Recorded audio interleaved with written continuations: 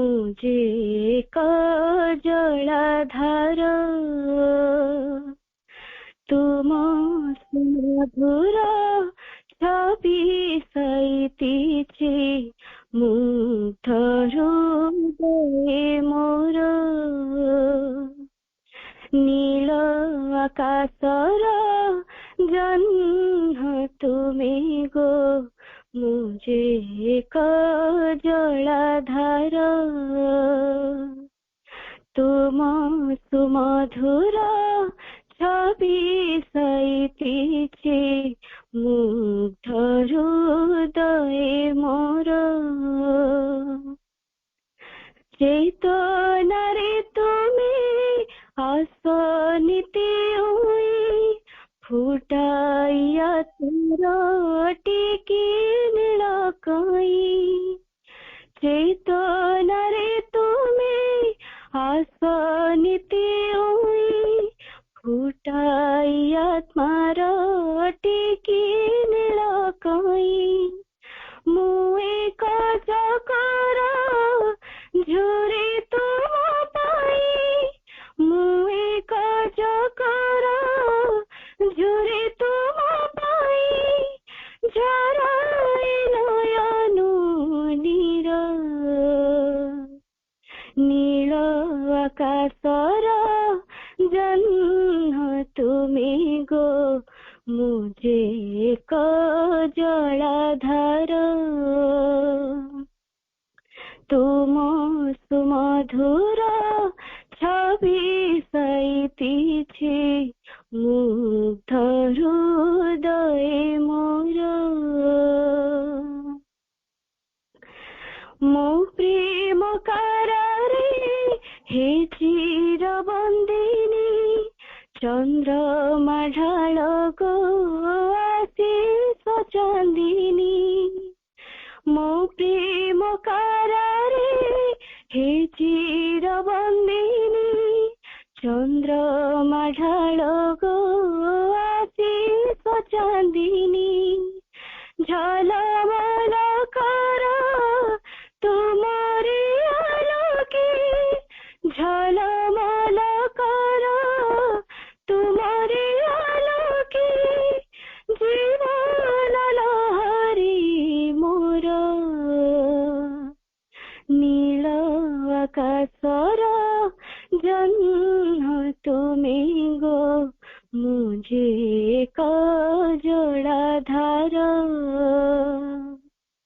तुम सुमधुर छवि सैतीचे मुग्ध हृदय मोर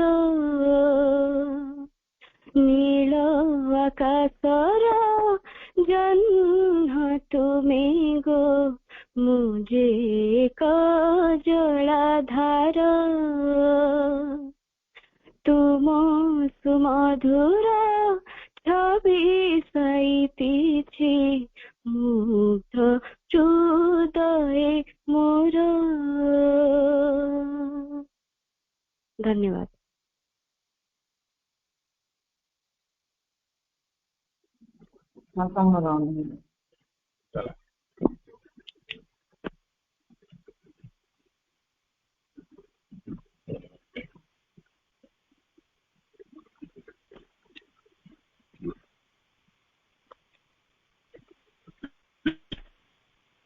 ओम आनंदमयी चैतन्यमयी सत्यमयी परम माँ श्री अरविंद शरण मांकर अपार करुणारू आमे समस्ते अपा भाई मान एकत्रित होइछे इंदुपुर साप्ताहिक पाठचक्र आज मासर शेष दिवस आमे सावित्री आलोचना करछे सब अपा भाई को मु स्वागत करुच्ची प्रणाम नमस्कार और शुभेच्छा ज्ञापन करुच्ची आउ मंत्र पाठ करिथिबा मातृ संगीत गान करिथिबा अपांगु मोर हार्दिक शुभेच्छा। आमे वर्तमान आलोचना करुचे जहाँ धारावाहिक प्रभु श्री अरविंदर मंत्रमयी महाकाव्य सावित्री बुक 7 कैंटो 6 निर्वाण and discovery of all negative absolute निर्वाण एवं निर्गुण तत्वर आविष्कार एटी होची आम आलोचनार द्वादश भाग बा पार्ट 12 आमे पार्ट 11 25/5/24 गत मासरे आलोचना करथिले आज पार्ट 12 को आलोचना करबा द्वादश भाग आज 30/6/24 आमे पाठ करबा पेज 541 लाइन 325 रु 327 The great world's thoughts were part of her own thought. The feelings dumb forever are unshared. The ideas that are never found are utterance. वर्तमान माँ भगवती सावित्री आमे बुक 7 कांटो 6 पाठ करुचे आ पूर्वर कांटो होची कांटो 5 जोटीर ना होची फाइंडिंग ऑफ द सोल सावित्रींकर सोल फाइंडिंग हे गला परे तांकर जो चक्र माने सब अछंती सूक्ष्म शरीर मूलाधार ठारू सहस्र दल पर्यंत जो चक्र से माने समस्ते खोली जाइछन से खोली जीवा मात्र के सावित्री को अनेक अनुभूति आसुची जो गुड़िक आमको शुभु ना शुभुची जो कथा गुड़िक आम बुझी पारु ना से बुझी पारुचंती अनेक नूतन नूतन शक्ति पाखक आसुची एवं श्री अरविंद जिते वार्ड सबू सावित्री लिखिं से समस्त अर्थ ज्ञात अच्छी समस्त आइडिया जहाँ आगुरी केवे देखी नथिले से सब आसुची एवं से आइडिया गुड़िक अटरांस चाहूँगी से चाहूँगी जमीती भितर बाक शक्ति आसू समस्ते कथा शुणु सावित्री मन खूब प्रशस्त हो जाए तेणु सारा जगत रे जो चिंता माने थॉट माने घूरी बुलुचंती चिंता अनेक आम चतुर्पार्श्व भी अनेक चिंता घूरुचंती एवं जो चिंताटी आम भीतर को प्रवेश कर जाए आमको से अनुसार से चलई निए आम मन खराब कर दे पारे भल भी कर दे पारे प्राण को आघात दे पारे प्राण को आनंद भी दे पारे यही प्रकार अनेक चिंता जगत रे जो चिंता माने घूरी बुलुचंती से माने समस्ते सावित्री इनर माइंड अंतर मन ग्रंथ को प्रवेश कर become part of her own thought Savitri निज चिंता जहाँ से प्रकाश करते जाउछंती तार एक अंश से माने होउछंती निज चिंतार अंश विशेष हो जाउछंती तार सावित्री पुनश्च जो अनुभव गुड़िक फिलिंग गुड़िक बुक बा चुप होगी पढ़ी किसी कहू नथिले सबुदिन सकाशे काहारी सहित भावर आदान प्रदान करि पारु नथिले एवं जो धारणा गुड़िक बा आइडिया माने आदौ शब्द रूप नहीं पारु नथिले शब्द रे ताको केही जानि परिबोनी से कौन बोलिकी देखुवे कि कहीपर से कौन तार शब्द रूप से प्राप्त हो नथिले एवं भाषा प्रकाश किपर हम भाषा प्रकाशित उच्चारित हो पार नथिले संपर्क सावित्री जानिले सचेतन हेले बिकेम आवर ऑफ एवं से अटरांस गुड़िक the ideas that never found an utterance से आइडियास को कई विषय कई जानी नथिले बा से आइडिया किसी कहि पारु नथिले एगुड़िक सावित्री पाखक जो आसीगले सावित्री जानिले बुझिले एवं समझी पारिले एवं से आइडिया अनुसार काम करने स्थिर कले जी पचारा कहले ତେଣୁ ଏଇ ତିନୋଟି ଧାଡ଼ିରେ ପ୍ରଭୁ କହୁଛନ୍ତି ବର୍ତ୍ତମାନ ସାବିତ୍ରୀଙ୍କର ଅବସ୍ଥା ଯାହା ହେଇଛି ସେ ସବୁ ସୂକ୍ଷ୍ମ ଜଗତର କଥା ବୁଝିପାରୁଛନ୍ତି, ଫାଉଣ୍ଡ ଆଣ୍ଡ ଅଟରାନ୍ସ। ତେଣୁ ସମସ୍ତ ଜିନିଷ ସାବିତ୍ରୀଙ୍କ ଭିତରେ ଏକ୍ସପ୍ରେସ୍ ହେଇପାରୁଛନ୍ତି, ସାବିତ୍ରୀ ତା ଦେହରୁ ଅଂଶଗ୍ରହଣ କରୁଛନ୍ତି ତାଙ୍କ କଥାବାର୍ତ୍ତାରେ, ତାଙ୍କ ଆଇଡିଆରେ। ଯୋଉ idea never found an utterance, never been put into words, ବର୍ତ୍ତମାନ ସିଏ ୱାର୍ଡରେ ପ୍ରକାଶିତ କରିବା ପାଇଁ ସାବିତ୍ରୀ ସମର୍ଥ ହେଉଛନ୍ତି ସେଇମାନେ। ତାପରେ ଯୋଉ ପଦଟି ପ୍ରଭୁ ଲେଖିଛନ୍ତି ସେଥିରେ ପ୍ରଭୁ କହୁଛନ୍ତି କ'ଣ କ'ଣ ସବୁ ସୂକ୍ଷ୍ମ ଜିନିଷ ଆମ ଭିତରେ ଅଛି। ସେଇ ଶବ୍ଦ ଗୁଡ଼ିକ ଶ୍ରୀ ଅରବିନ୍ଦଙ୍କର ନିଜସ୍ୱ। ଶ୍ରୀ ଅରବିନ୍ଦ ଏଇ ଧରନ୍ତୁ ଇନକୋହେରେଣ୍ଟ, ସବକନସିଏଣ୍ଟ, ଏମିତିକି ବହୁତ ଶବ୍ଦ ଅଛି, ଆମେ ତାକୁ ଆଲୋଚନା କରିବା। ଏବଂ ବିଜାରେ, ଷ୍ଟ୍ରେଞ୍ଜ, ଫାଣ୍ଟାଷ୍ଟିକ ଫିଲିଂ ଏବଂ ସୁପର କନସିଏଣ୍ଟ ଫିଲ୍, ସବଲିମିନାଲ ଡେପଥ, ଏଇ ପଦଟିରେ ଏଇ ଶବ୍ଦ ଗୁଡ଼ିକ ସବୁ ଅଛି। ଏବଂ ସେଇ ଶବ୍ଦ ଗୁଡ଼ିକ କ'ଣ କ'ଣ ସବୁ କାମ କରନ୍ତି? ସବଲିମିନାଲ, ସୁପର କନସିଏଣ୍ଟ, ବିଜାରେ, ଷ୍ଟ୍ରେଞ୍ଜ, ଫାଣ୍ଟାଷ୍ଟିକ ଆଇଡିଆ। ଆଉ ଗୋଟେ ଜିନିଷ ହଉଛି କ'ଣ ନା ସବକନସିଏଣ୍ଟ। ସବକନସିଏଣ୍ଟ ଅର୍ଥ ହଉଛି କ'ଣ ନା ଅବଚେତନ। ଏଇ ଶବ୍ଦ ଗୁଡ଼ିକର ବ୍ୟବହାର କ'ଣ, ସେଠି କ'ଣ କ'ଣ କାମ ହୁଏ, କୋଉ ଶକ୍ତି କାମ କରେ, ଶ୍ରୀ ଅରବିନ୍ଦ ଏଠାରେ ସାବିତ୍ରୀରେ ଲେଖିଛନ୍ତି। The dim subconscient incoherent limit, ସବକନସିଏଣ୍ଟରେ ଆଲୋକଟା ନିଷ୍ପ୍ରଭ, ଡିମ୍, ଖୁବ୍ ନିଷ୍ପ୍ରଭ, ଧୀର କ୍ଷୀଣ ଆଲୋକ।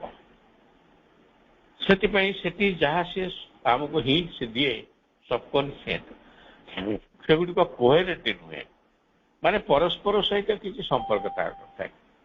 ଧରନ୍ତୁ ଆପଣଙ୍କୁ ଯଦି ଗୋଟେ ମୁଁ ସୂଚନା ଦେବି ଇନକୋହେରେଣ୍ଟ ଭାବରେ, ମୁଁ ଏଠୁ ସେଠୁ ଟିକେ ଟିକେ କହିଦେବି, କୋହେରେଣ୍ଟ ହେବ ନାହିଁ, ହୟତ କିଏ ବୁଝିପାରିବେ ନାହିଁ, ଲିଙ୍କ କରିପାରିବେ ନାହିଁ, ତେଣୁ କହିବାର କିଛି ମୂଲ୍ୟ ରହିବ ନାହିଁ। ଧରନ୍ତୁ ମୁଁ କହିଲି the cow and the dog they are sitting together ଏବଂ nobody has seen them, they are running here and there। ତାପରେ ମୁଁ କହିଦେବି food, spoon, plate, potato, tomato, ଏଇ ଶବ୍ଦମାନଙ୍କ ଭିତରେ ଲିଙ୍କ କ'ଣ ଅଛି? କିଛି ନାହିଁ। ତେଣୁ ତାକୁ ଇନକୋହେରେଣ୍ଟ କୁହାଯିବ। ତେଣୁ ସବକନସିଏଣ୍ଟରେ ଅନେକ ଜିନିଷ ଅଛି ଯାହାକୁ ଆମେ ବୁଝିପାରୁନୁ, ଜାଣିପାରୁନୁ, ସେଗୁଡ଼ିକ ସେଥିପାଇଁ ଇନକୋହେରେଣ୍ଟ କୁହାଯାଉଛି। କିନ୍ତୁ ସାବିତ୍ରୀ ସେଗୁଡ଼ିକ ସବୁ ବୁଝୁଛନ୍ତି, ତାଙ୍କ ପାଖରେ କୋହେରେଣ୍ଟ।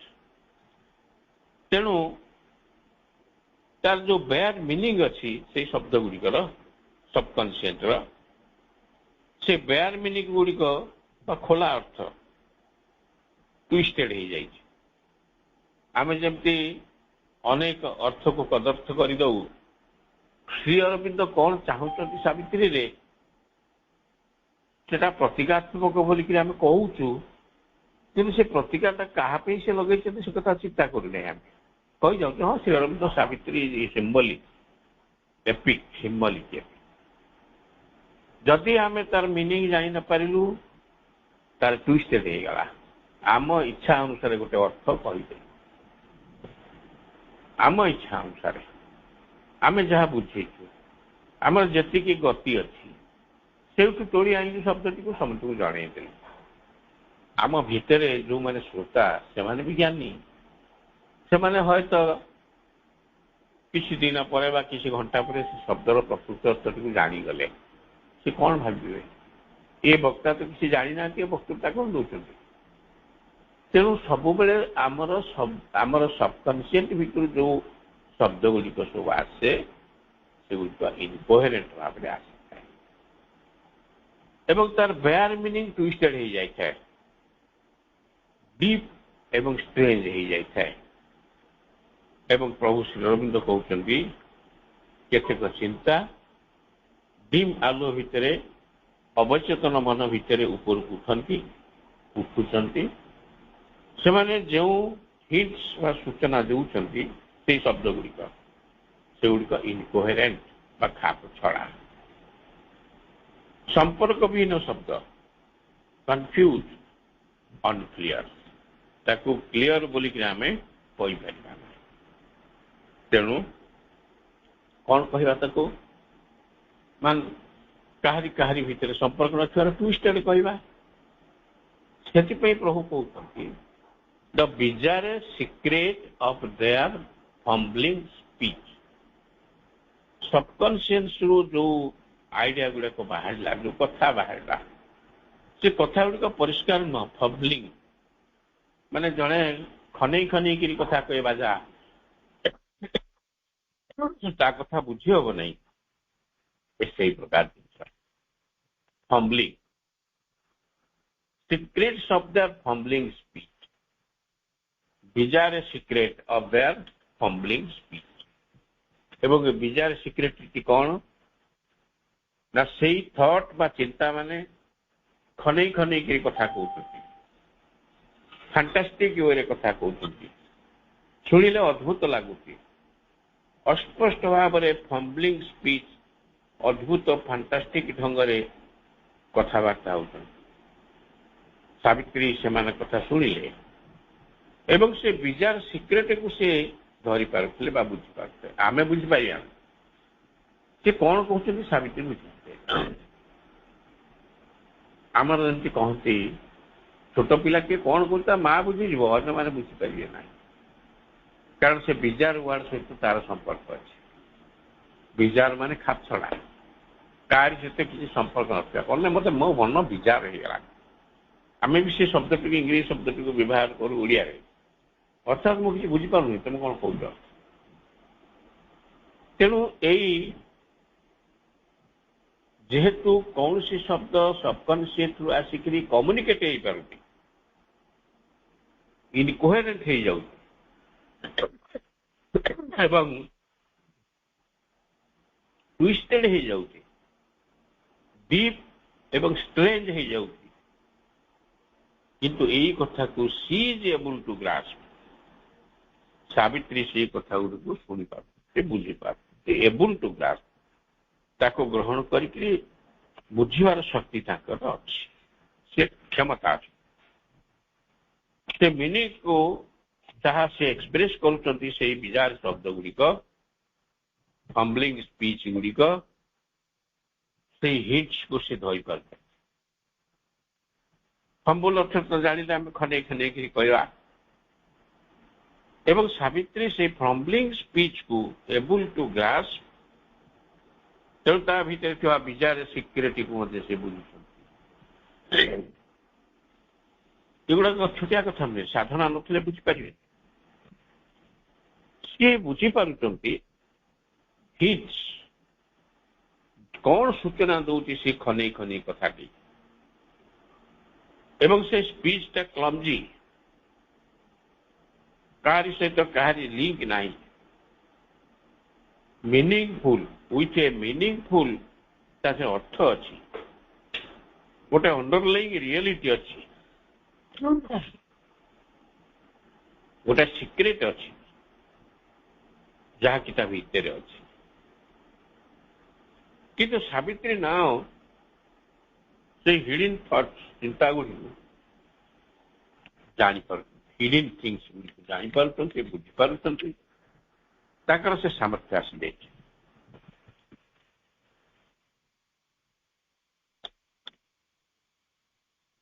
ଏବଂ ରିଅଲି ସେଇ ସବକନସିୟସରୁ ଆସୁଥିବା ଚିନ୍ତା ଶବ୍ଦ ଗୁଡ଼ିକ କ'ଣ ଚାହୁଁଛନ୍ତି, ତାଙ୍କର ଅଣ୍ଡରଲାଇଂ ରିଆଲିଟି କ'ଣ, ସିକ୍ରେଟ କ'ଣ, ତାହା ସାବିତ୍ରୀ ବୁଝିପାରୁଛି। The links with underlying reality, the unseen grew visible and audible. ଯୋଉ ଜିନିଷ ଗୁଡ଼ିକ ଅନସିନ୍ ଦେଖିପାରୁନାହିଁ, ଅଦୃଶ୍ୟ ହେଇକିରି ଅଛନ୍ତି, ଲୁଚିକିରି ଅଛନ୍ତି। ସାବିତ୍ରୀଙ୍କ ଆଖିରେ ସେ ଧରା ପଡ଼ିଯାଉଛନ୍ତି। ସାବିତ୍ରୀ ଜାଣିପାରୁଛନ୍ତି ସେ ଶକ୍ତି ତାଙ୍କର ଅଛି। ଯୋଉ ଜିନିଷ ଗୁଡ଼ିକ ଅଡିବୁଲ ହଉନାହାନ୍ତି, ଅର୍ଥାତ୍ ସ୍ପଷ୍ଟ ଭାବରେ ଶୁଭୁନାହାନ୍ତି, ନଟ୍ ଅଡିବୁଲ, ସିଏ ତାକୁ ଶୁଣୁଛନ୍ତି, ବୁଝୁଛନ୍ତି ମଧ୍ୟ। ତେଣୁ ପ୍ରତ୍ୟେକ କଥାର ଅନ୍ତର୍ନିହିତ ସତ୍ୟଟି କ'ଣ, ଅଣ୍ଡରଲେଇଂ ରିଏଲିଟି କ'ଣ, ତାକୁ ସେ ବୁଝୁଛନ୍ତି। এই ପର୍ଯ୍ୟନ୍ତ ପ୍ରଭୁ ଶ୍ରୀ ଅରବିନ୍ଦ ସବକନସିଏଣ୍ଟର କଥା କହୁଥିଲେ। ତାର ତ ଆମେ ଯାହା ଆଲୋଚନା କଲେ ବର୍ତ୍ତମାନ ପର୍ଯ୍ୟନ୍ତ ସେଗୁଡ଼ିକ ସବୁ ସବକନସିଏଣ୍ଟ ଫିଲ୍ଡର କଥା ବା ଅବଚେତନା ଘରୁ ଆସୁଥିବା ଶବ୍ଦର କଥା। ବର୍ତ୍ତମାନ ପ୍ରଭୁ ଶ୍ରୀ ଅରବିନ୍ଦ କହୁଛନ୍ତି ସୁପର କନସିଏଣ୍ଟ ଫିଲ୍ଡ କଥା। Thoughts lived down from a superconscient field. Subconscient field ରୁ ଯୋଉ ଶବ୍ଦଟା ଆସୁଥିଲା, ସେମାନେ କିପରି କ'ଣ ସୂଚଉଥିଲେ, ଆମେ କ'ଣ ବୁଝୁଥିଲେ, ସାବିତ୍ରୀ ତାର ଫମ୍ବଲିଂ କି ସମୁଝୁଥିଲେ, ତା ଭିତରେ ଯୋଉ ଅଣ୍ଡରଲେଇଂ ଥଟ୍ ଥିଲା ତାକୁ ବି ସମୁଝୁଥିଲେ। ଅର୍ଥାତ୍ ସବକନସିୟସ୍ ସହିତ ସାବିତ୍ରୀଙ୍କର ଲିଙ୍କ ଅଛି। କିନ୍ତୁ ବର୍ତ୍ତମାନ ଯୋଉ ସୁପରକନସିଏଣ୍ଟ ଫିଲ୍ଡ କଥା ପ୍ରଭୁ ଶ୍ରୀ ଅରବିନ୍ଦ କହୁଛନ୍ତି, thoughts lived down from a superconscient field, ଉଚ୍ଚତର ଚେତନା, ଅତି ଚେତନା, ସୁପରକନସିଏଣ୍ଟ ଡେପ୍ଥ, ସୁପରକନସିଏଣ୍ଟ ଫିଲ୍ଡ ଯୋଉ ଥଟ୍ ମାନେ ଲିଭ୍ କରୁଛନ୍ତି, ଲମ୍ପ ପ୍ରଦାନ କରୁଛନ୍ତି, ସେ ଚାଲି ଚାଲିକି ଆସୁନାହାନ୍ତି କି ଦୌଡ଼ି ଦୌଡ଼ି ଆସୁଛନ୍ତି, ଡେଇଁ ପଡୁଛନ୍ତି। ଦେଖନ୍ତୁ ଶ୍ରୀ ଅରବିନ୍ଦ କହୁଛନ୍ତି thoughts lived down, ତଳକୁ ଆସୁଛନ୍ତି from the superconscient field. ସୁପରକନସିଏଣ୍ଟ ଫିଲ୍ଡରୁ ଯଦି ଥଟ୍ ମାନେ ଆସୁନଥାନ୍ତେ ତାହେଲେ ଆମେ ସାବିତ୍ରୀକୁ ପଢ଼ିପାରନ୍ତେ ନାହିଁ, ବୁଝିପାରନ୍ତେ ନାହିଁ, ଆମକୁ ଶୁଣିବାକୁ ମଧ୍ୟ ଆଗ୍ରହ ହୁଅନ୍ତା ନାହିଁ। ନିଶ୍ଚିତ ଭାବରେ କିଛି ଥଟ୍ ସୁପରକନସିଏଣ୍ଟ ଲେବୁଲରୁ ଏଠିକି ଡେଇଁ ପଡୁଛନ୍ତି। ସାବିତ୍ରୀ ଯୋଉଠି ପାଠ କରାଯାଏ, ଆଲୋଚନା କରାଯାଏ, ସେଠି ଗୋଟେ ସୁପରକନସିଏଣ୍ଟ ଫିଲ୍ଡ କ୍ରିଏଟ୍ ହେଇଥାଏ। ସେଇ ଫିଲ୍ଡ ଭିତରେ, ସର୍କଲ ଭିତରେ, ବଳୟ ଭିତରେ ଯେତେ ଲୋକ ଥାନ୍ତି ସମସ୍ତେ ତା ସହିତ ବାନ୍ଧି ହେଇଯାଇଥାଏ। ସେଠୁ ଉଠି ଆସିଲେ ସେ ବନ୍ଧନ କଟିଯାଏ। ସେଇଥିପାଇଁ ଏଠି ପ୍ରଭୁ କହୁଛନ୍ତି like eagle swooping from a viewless peak. Eagle ବହୁତ ଉପରେ ଉଡେ, ଚିଲ ତଳେ ତା ଶିକାର ଥାଏ, ମାଛ ହଉ ଯାହା ହଉ, ତ ଶିକାର ଉପରେ ଦୃଷ୍ଟି ରଖିଥାଏ। ସେ ଏରିଆରେ ଯେମିତି କେହି ଜାଣିପାରିବେନି ସେ ଦେଖିଦେଲାଣି ତା ଶିକାରକୁ, ସେ ଘୁରି ବୁଲୁଥାଏ, ଚକ୍କର କାଟୁଥାଏ ଯାକ। ଯେତେବେଳେ ପୋଜିସନକୁ ଚାଲି ଆସିଲା କ'ଣ କରେ, ସିଏ ସୁପିଂ କରେ, SWOOPING, ସାଇଁକିରି ଖସି ପଡେ। ଖସି ପଡିକିରି ଭିଉଲେସ୍ ସ୍ପିକରୁ, ଆମ ଆଖି ପାଉନି ଯୋଉଠି, ଦେଖାଯାଉନି, ସେଇଠି ତଳକୁ ଖସି ପଡେ, ତା ଶିକାରକୁ ଧରିକି ପୁଣି ସେମିତି ଉପରକୁ ଉଠିଯାଏ। ସେଇ ପ୍ରକାର ସୁପରକନସିଏଣ୍ଟ ଫିଲ୍ଡରୁ ଯୋଉ ଥଟ୍ ମାନେ ଆସୁଛନ୍ତି ସେ ଇଗଲ ଭଳିଆ ତଳେ ପଡୁଛନ୍ତି, ସାଇଁକିରି ଆସୁଛନ୍ତି, ସାଇଁକିରି ଯାଉଛନ୍ତି। ସେଥିପାଇଁ ଯେତେ ଜିନିଷ ଉପରେ ଅଛି ସେମାନେ they come down like eagles swooping to catch their prey, ତା ଶିକାର ଧରିବା ପାଇଁ, ଏବଂ descending swiftly, ଖୁବ ଶୀଘ୍ର ସେ ଡିସେଣ୍ଡ କରେ। ଆପଣ ଚିନ୍ତା କରିପାରିବେନି କେତେ ଶୀଘ୍ର ଆସୁଛି, ଚାଲି ଯାଉଛି, ହେଇ ଆସିଲା ଆସିଲା କହିଲା ସେ ନେଇ ଚାଲିଗଲାଣି। ସେମିତି ଶବ୍ଦ ଗୁଡ଼ିକ ସବୁ ସୁପରକନସିଏଣ୍ଟରୁ ଆସେ। ସୁପରକନସିଏଣ୍ଟରୁ ଯୋଉ ଶବ୍ଦ ଆସନ୍ତି ସେ କହି ବୋଲିକିରି ଆଗରୁ ନୋଟିସ ଦେଇକିରି ବା ମୁଁ ତମ ପାଖକୁ ଯାଉଛି ବୋଲି କହିକିରି ଆସନ୍ତିନି, ସେ ହଠାତ୍ ଚାଲି ଆସନ୍ତି ତଳକୁ, ଡାଉନ୍ ଇଗଲ୍ସ ସୁପ୍ ଟାଇପ୍ର। ତାପରେ କହୁଛନ୍ତି ଏଇ ସୁପରକନସିଏଣ୍ଟ ଫିଲ୍ଡରୁ ଆସନ୍ତି ସେମାନେ ଏବଂ ସାବିତ୍ରୀ ତାକୁ ଦେଖୁପାରୁଛନ୍ତି କ'ଣ ସବୁ ଆସୁଛି। ଅନ୍ୟ ଚିନ୍ତା ମାନେ ଯେଉଁମାନେ ପୁରାପୁରି ସାଇନିଂ ଚକଚକ ମାରୁଛନ୍ତି, ସାଇନିଂ ଅଫ୍ ଚକଚକ ହଉଛନ୍ତି, ତାଙ୍କ ଉପରେ ସ୍କ୍ରିନ୍ ପଡ଼ିଛି, ସ୍କ୍ରିନ୍ଡ ସବଲିମିନାଲ ଡେପ୍ଥ। ଦେଖନ୍ତୁ, ସବକନସିୟସ୍ ଗଲା, ସୁପର କନସିଏଣ୍ଟ ଗଲା, ବର୍ତ୍ତମାନ କହୁଛନ୍ତି ସବଲିମିନାଲ। ସବଲିମିନାଲ ଡେପ୍ଥ। ଆମ ଭିତରେ ଗୋଟେ ଆଲୋକିତ ଅଞ୍ଚଳ ଅଛି, ତାକୁ ସବଲିମିନାଲ। ତା ଉପରେ ଗୋଟେ ପରଦା ପଡ଼ିଛି ଏବଂ ସେଇ ପରଦା ଭିତରେ ଭେଦ କରିକି ଚକଚକିଆ ଚିନ୍ତା ମାନେ ଗ୍ଲିମ୍ସ କରୁଛନ୍ତି, ଆଖି ଖୋଲି ଦଉଛନ୍ତି, ଆଖି ମିଟି ମିଟି କରୁଛନ୍ତି। ଆମ ଭିତରେ, ଆମ ଚେତନା ଭିତରେ ଏଇ ତିନିଟା ଜିନିଷ ଅଛି, ସବକନସିୟସ୍ ଅଛି, ସୁପର କନସିଏଣ୍ଟ ଅଛି, ସବଲିମିନାଲ ଅଛି। ଏଇ ତିନୋଟି ଜିନିଷ ଉପରେ ଶ୍ରୀ ଅରବିନ୍ଦ ସାବିତ୍ରୀରେ ଯେତେ ଗୁରୁତ୍ୱ ଦେଇଛନ୍ତି, ଲାଇଫ ଡିଭାଇନରେ ଯେତେ ଗୁରୁତ୍ୱ ଦେଇଛନ୍ତି, ଆଉ ତ ଏ ପ୍ରକାର କଥା ଲେଖିନାହାନ୍ତି। ସମସ୍ତେ ଅନକନସିୟସ୍ କଥା କହିଛନ୍ତି, ସୁପର କନସିଏଣ୍ଟ କଥା କିଏ କହିଛି? ସମସ୍ତେ ଇନକନସିଏଣ୍ଟ କଥା କହିଛନ୍ତି, କିନ୍ତୁ ଅବଚେତନ କଥା କିଏ କହିଛି? ସବକନସିୟସ୍ କଥା କିଏ କହିଛି? ଏବଂ ସମସ୍ତେ କହୁଛନ୍ତି ଭିତରଟା ଅନ୍ଧାର, ସବୁ ଅନ୍ଧାର, କିନ୍ତୁ ଶ୍ରୀ ଅରବିନ୍ଦ କହୁଛନ୍ତି ଆମ ଅନ୍ତର ଭିତରେ ଏମିତିଆ ଏରିଆ ଅଛି ଯୋଉଗୁଡାକ ସବଲିମିନାଲ।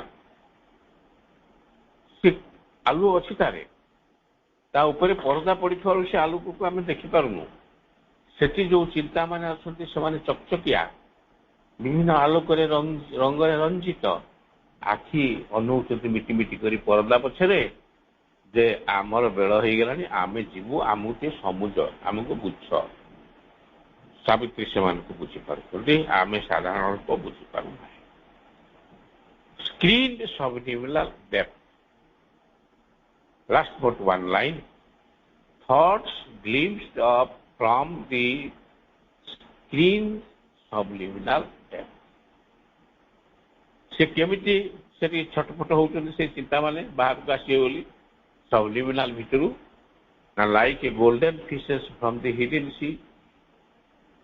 ଗୋଟେ ସମୁଦ୍ର ଭିତରେ, ଲୁକାୟିତ ସମୁଦ୍ର ଭିତରେ ସୁନା ମାଛ, ସୁନେଲି ରଙ୍ଗର ମାଛ, ଗୋଲ୍ଡେନ ଫିଶ୍ ଯେମିତି ପହଁରି ଯାଉଛନ୍ତି, ଉପରକୁ ନେଇଯାଉଛନ୍ତି। ଆପଣ ଦେଖିଥିବେ ଆକ୍ୱାରିୟମ ଭିତରେ ସୁନା ମାଛ, ଗୋଲ୍ଡେନ ଫିଶ୍ ସବୁ ଅଛନ୍ତି, ବିଭିନ୍ନ ରଙ୍ଗ, ରଙ୍ଗୀନ ମାଛ ସବୁ। ଏଠି କହୁଛନ୍ତି ସେଟା ଗୋଲ୍ଡେନ ଫିଶେସ୍। ସେମାନେ କେମିତି ସେଇ ଚିନ୍ତା ଗୁଡାକୁ ଗୋଲ୍ଡେନ ଫିଶେସ୍ କହୁଛନ୍ତି, ସେଇ ଚିନ୍ତା ଗୁଡ଼ିକ ଗ୍ଲିମ୍ସ କରୁଛନ୍ତି ବୋଲି କହୁଛନ୍ତି। ସେଇ ଚିନ୍ତା ଗୁଡ଼ିକର ସ୍ଥାନ ହେଉଛି ସବଲିମିନାଲ ଷ୍ଟେଜରେ, ଏବଂ ସବଲିମିନାଲ ଉପରେ ଗୋଟେ ପର୍ଦ୍ଦା ପଡ଼ିଛି, ତେଣୁ ସେମାନେ ତାହା ଭିତରେ ହଲଚଲ ହେଉଛନ୍ତି। ତେଣୁ ଏତେ ପ୍ରକାର ଚିନ୍ତା ଜାଗ୍ରତ ଜନ୍ମ ହେବାର ଜାଗା ସବକନସିୟସ୍, ସୁପର କନସିଏଣ୍ଟ ଏବଂ ସବଲିମିନାଲ। ତେଣୁ ଗୋଲ୍ଡେନ ଫିଶ୍ ଭଳିଆ ଏମାନେ ସବୁ ନାଚ କରୁଛନ୍ତି, ଡେଉଁଛନ୍ତି, ଫୁକୁରୁ ଫୁକୁରୁ ହଉଛନ୍ତି, କଣକୁ ଦୌଡ଼ି ଯାଉଛନ୍ତି। ଚିନ୍ତା ସବୁ ଆମକୁ ଆରି ଭିତରେ, ଆମ ଶରୀରଟା ଏମିତି ଗୋଟେ ଜାଗା, ଏମାନେ ସମସ୍ତେ ଏଇଠି ଅଛନ୍ତି। ଏବଂ ମା ସାବିତ୍ରୀ ପୁନଶ୍ଚ ଦେଖୁଛନ୍ତି ଅନ୍ୟ କେତେକ ଚିନ୍ତା glimpse of from the screen subliminal depth. ଆମ ଉପର ଚେତନାର ସର୍ଫେସ୍ ବା କନସିୟସନେସ୍ ର ଠିକ ତଳେ ଆମର ଯୋଉ ସର୍ଫେସ୍ ଚେତନା, ଆମେ ବର୍ତ୍ତମାନ ସମସ୍ତେ ସର୍ଫେସ୍ରେ ଅଛେ, ଠିକ ତଳକୁ ଚାଲିଗଲେ ବା ତଳେଇକିରି ଦେଖିଲେ ଲୁଚିକିରି ରହିଥିବା, ଗୁପ୍ତରେ ରହିଥିବା ଚିନ୍ତା ମାନେ ଉଜ୍ଜଳ ଆଲୋକରେ ଚକଚକ ଦେଖାଯାଉଛନ୍ତି ବୋଲି ଜାଣିପାରିବା। ସେମାନେ appeared like golden fishes from a hidden sea. ଏଠାରେ ଶ୍ରୀ ଅରବିନ୍ଦ ଦୁଇଟି କଥା କହୁଛନ୍ତି, ଗୋଟିଏ ସୁପର କନସିଏଣ୍ଟ ହାଇଟ୍ ଏବଂ ଅନ୍ୟଟି ସ୍କ୍ରିନ୍ଡ ସବଲିମିନାଲ ଡେପ୍ଥ। ପ୍ରଥମଟି ଗୁପ୍ତ ଭାବରେ ଆମର ସର୍ଫେସ୍ କନସିୟସନେସର ଚେତନାର ଉପରି ଭାଗ ଠାରୁ ବହୁ ଦୂରରେ ଅବସ୍ଥିତ, ବହୁ ଉଚ୍ଚରେ ସୁପର କନସିଏଣ୍ଟ, ଏବଂ ସବଲିମିନାଲ ଏହାର ନିମ୍ନ ଭାଗରେ ବହୁ ତଳେ ଗୁପ୍ତରେ ଅଛି। ଦୁଇଟା କଥା, ଗୋଟାଏ ବହୁତ ଉପରେ ଅଛି ସୁପର କନସିଏଣ୍ଟ, ସବଲିମିନାଲ ଆମ ଅନ୍ତର ଭିତରେ ତଳେ ଅଛି। ଏଇ ଚେତନାକୁ ଠାବ କରିବା, ତାକୁ ଡିମାର୍କେଟ କରିବା, ଆମକୁ କହିବା ଶ୍ରୀ ଅରବିନ୍ଦଙ୍କର କାମ। ଶ୍ରୀ ଅରବିନ୍ଦ ସେଇ କଥା ମଣିଷ ଭିତରେ କଣ କରୁଥିବ। ଏଇ ସବୁ ସ୍ଥାନରୁ ଆମର ଉପର ଚେତନା ବା ସର୍ଫେସ୍ କନସିୟସନେସକୁ ଥଟ୍ ବା ଚିନ୍ତା ମାନେ ଉଠି ଆସୁଥିବାର ସାବିତ୍ରୀ ଦେଖୁଛନ୍ତି। ସାଧାରଣ ଲୋକେ ଏଇସବୁ ଚିନ୍ତା ମାନଙ୍କର ମୂଳ, ଉତ୍ପତ୍ତି ସ୍ଥଳ ଏବଂ ତାଙ୍କ ଦେହରେ ଥିବା ଜନ୍ମସୂଚକ ଚିହ୍ନ, ନାତାଲ ମାର୍କ, ବାର୍ଥ ସିନିଷ୍ଟର ଜାଣିପାରନ୍ତି ନାହିଁ। ଆମେ କେମିତି ଜାଣିବା? କିନ୍ତୁ ସାବିତ୍ରୀ ତାଙ୍କର ଚକ୍ଷୁ ସମ୍ମୁଖରେ ସେମାନେ ସବୁ ଜିନିଷ ଖୋଲି ଯାଉଛି। What is subliminal? ଏଇ ସବଲିମିନାଲ କି କଣ? କଣ କହୁଛନ୍ତି ପ୍ରଭୁ ଶ୍ରୀ ଅରବିନ୍ଦ ସବଲିମିନାଲ ସମ୍ପର୍କରେ? ସାଧାରଣ ଚେତନା ଏବଂ ଅନ୍ତର୍ଚେତନାର ମଧ୍ୟସ୍ଥଳରେ ଥ୍ରେଶ ହୋଲ୍ଡ ଉପରେ, ଏରୁଣ୍ଡି ବନ୍ଧ ଉପରେ ବହୁ ଗଭୀରତାରେ ରହିଛନ୍ତି ଏକ ଜ୍ୟୋତିର୍ମୟ ସ୍ଥଳ, ଆଲୋକିତ ସ୍ଥଳ। ତାକୁ ସବଲିମିନାଲ ବୋଲି କୁହାଯାଏ। ଅନ୍ଧକାର ନୁହଁ, ବହୁତ ତଳେ। ଉପରେ ସୁପର କନସିଏଣ୍ଟ ଯେମିତି, ତଳେ ସବଲିମିନାଲ ସେ। ଏବଂ ଆମ ଉପରେ ଭାସୁଛି ଖାଲି ସବକନସିଏଣ୍ଟ ଭିତରେ, ମଝିରେ ରହିଲା ସବକନସିଏଣ୍ଟ। ତେଣୁ ଏଇ ପଦ୍ଧତିରେ ପ୍ରଭୁ ଶ୍ରୀ ଅରବିନ୍ଦ ଆମକୁ ସବକନସିଏଣ୍ଟ, ସୁପର କନସିଏଣ୍ଟ, ସବଲିମିନାଲ ଚେତନା ବିଷୟରେ ପୁଙ୍ଖାନୁପୁଙ୍ଖ ଭାବରେ କହିବେ। ତାପରେ ଆସିବା, this world is a vast unbroken totality. ଏ ଜଗତଟାକୁ ଶ୍ରୀ ଅରବିନ୍ଦ କେମିତି ଦେଖିଛନ୍ତି? ଇଏ ଏକ ବିଶାଳ ଜଗତ, ଏ ଭାଷ୍ଟ ଜଗତ, ଯୁଆଡ଼କୁ ଆଖି ବଢଉଛ ପାଉନାହିଁ। ତେଣୁ କିନ୍ତୁ ଗୋଟେ ଟୋଟାଲିଟି ଅଛି, ଗୋଟେ ସାମଗ୍ରିକ ଭାବ ଅଛି, ଗୋଟେ ୱାନନେସ୍ ଅଛି, ପରସ୍ପର ସହିତ ଛନ୍ଦା ହେଇକିରି ଅଛନ୍ତି। ଗୋଟାକୁ କାଟିଦେଲେ ଚଳିବ ନାହିଁ। ଏ ଭାଷ୍ଟ ଅନବ୍ରୋକେନ ଟୋଟାଲିଟି ରହିଛି ଏ ଜଗତ ଭିତରେ। A deep solitary joint its contrary power. Undivided whole ଅଛି ପୃଥିବୀଟା, ଏବଂ everything is connected with everything. Even ଯଦି ଆମକୁ କିଛି ଜିନିଷ ଅପୋଜିଟ ଦେଖା ହଉଛି, କଣ୍ଟ୍ରାରି ଦେଖା ହଉଛି,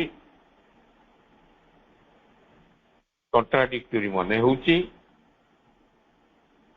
ଇନଫ୍ୟାକ୍ଟ ପ୍ରକୃତରେ ବୁଝିବାକୁ ଗଲେ ସେମାନେ deeply solitarily joint together with one another. ଜଣା ପଡୁଛି ଅଲଗା ଅଲଗା, କିନ୍ତୁ ସେମାନେ ବନ୍ଧା ହେଇଛନ୍ତି। ଡିପଲି ଗଲେ ଜାଣିବେ ବନ୍ଧି। ୟାକୁ କୁହାଯାଏ ୱାନନେସ୍, ଏ ପ୍ରଫାଉଣ୍ଡ ୱାନନେସ୍। ଆମେ ଆଜି ଆଲୋଚନା କରୁଥିଲୁ ସକାଳେ ଗୋଟେ ଅଫଲାଇନ ପାଠ୍ୟକ୍ରମରେ। ସାବିତ୍ରୀଙ୍କୁ ଯେତେବେଳେ ମୁନି ଋଷିମାନେ ପଚାରୁଛନ୍ତି, ସାବିତ୍ରୀର ଶେଷ ଅଧ୍ୟାୟ ଏପିଲଗରେ, ଶେଷ ବେଳୁ ଲାଷ୍ଟ, ଆପଣ ଏମିତି ଏଇ କାମ ଗୁଡା କେମିତି କଲେ? ସତ୍ୟବାନଙ୍କୁ ମୃତ୍ୟୁପୁରୀରୁ ଯାଇ ଫେରେଇକି ଆଣିଲେ କେମିତି କଲେ? What is your instrument? କୋଉ ଯନ୍ତ୍ର, କୋଉ ଅସ୍ତ୍ର ସାହାଯ୍ୟରେ ଆପଣ ଲର୍ଡ ଅଫ ଡେଥ୍ ଉପରେ ବିଜୟ ହାସଲ କରି ନେଇକି ଆସିଲେ? ସାବିତ୍ରୀ କହୁଛନ୍ତି, ମୋ ପାଖରେ ଯୋଡ଼ିଏ ଜିନିଷ ଅଛି, ତାକୁ ଲଗେଇକିରି ମୁଁ ତାକୁ ଆଣି। ଗୋଟିଏ ହଉଛି ଲଭ୍, ଆଉ ଗୋଟେ ହଉଛି ୱାନନେସ୍। ଏଠି ପ୍ରଭୁ ଶ୍ରୀ ଅରବିନ୍ଦ ସେ କଥା କହୁଛନ୍ତି, ଯଦି ସବୁ ଜିନିଷ ଆମକୁ କଣ୍ଟ୍ରାରି ଦେଖାଯାଉଛି, ଏଇ ସମସ୍ତଙ୍କ ଭିତରେ ଗୋଟେ ପ୍ରଫାଉଣ୍ଡ ୱାନନେସ୍ ଅଛି। ପ୍ରଫାଉଣ୍ଡ ମାନେ ବିଶାଳ, ଆଖି ଦୃଶ୍ୟା। ସମସ୍ତଙ୍କ ଭିତରେ ଗୋଟେ ୱାନନେସ୍ ରହିଛି।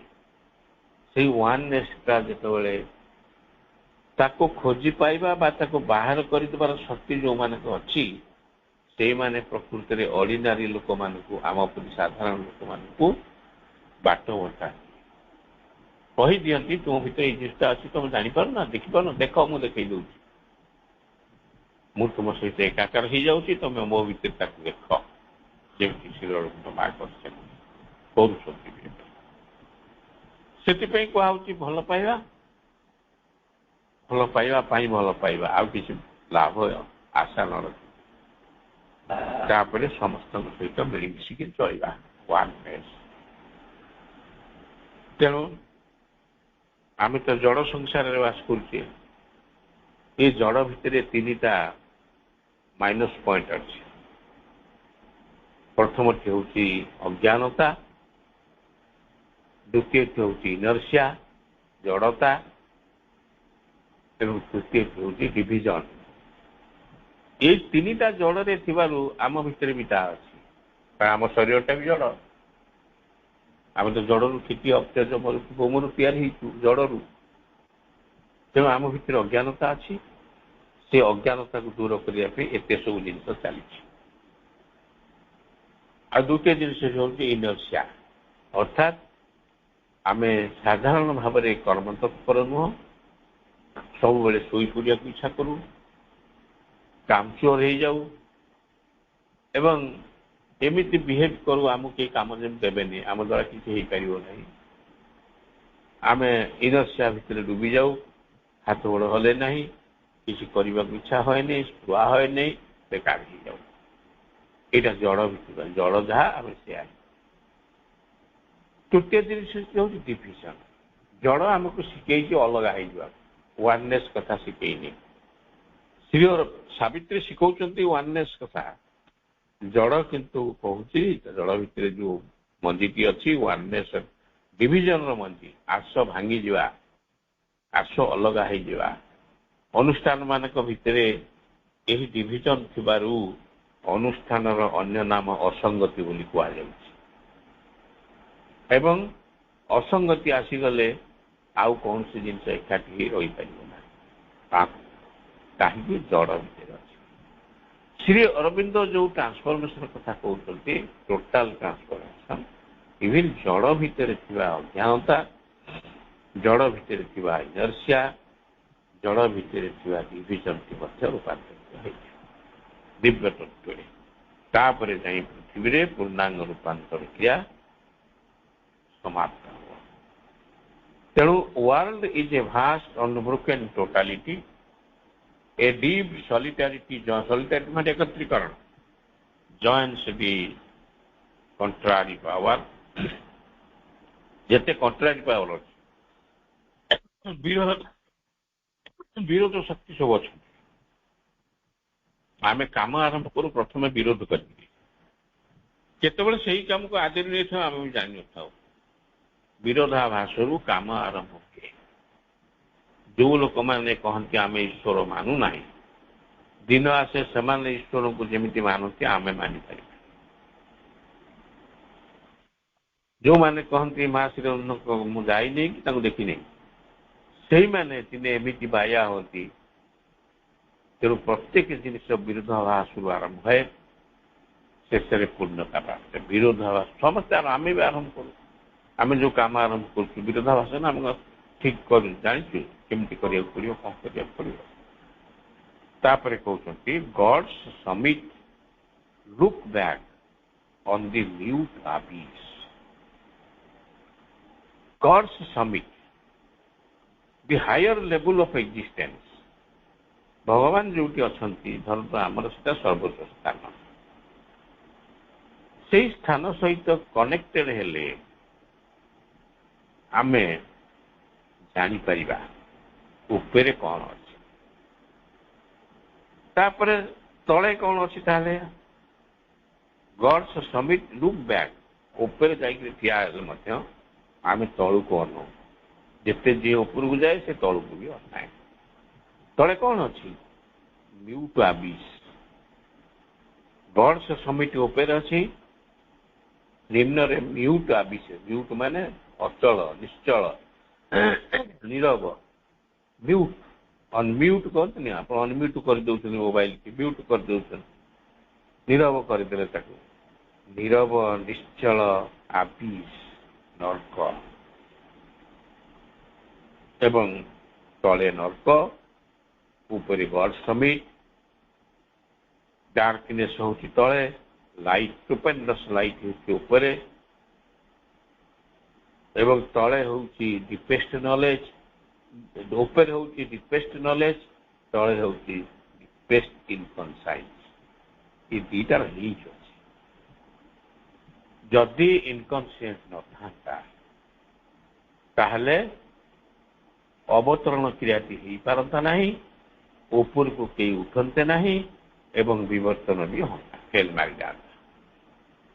ଏବଂ ଯଦି ଅବତରଣ ନଥାନ୍ତା ଗଡ୍ସ ସମିଟରୁ ଦ ମ୍ୟୁଟ ଆବିସ୍ ଭିତରକୁ, ନର୍କ ଭିତରକୁ, ଇନକନସିଏଣ୍ଟ ଭିତରକୁ ଯଦି ଶକ୍ତି ଅବତରଣ ହଉନଥାନ୍ତା ତାହେଲେ ତା ଭିତରେ ଥିବା ଊର୍ଜା ଉପରକୁ କେମିତି ଉଠନ୍ତା?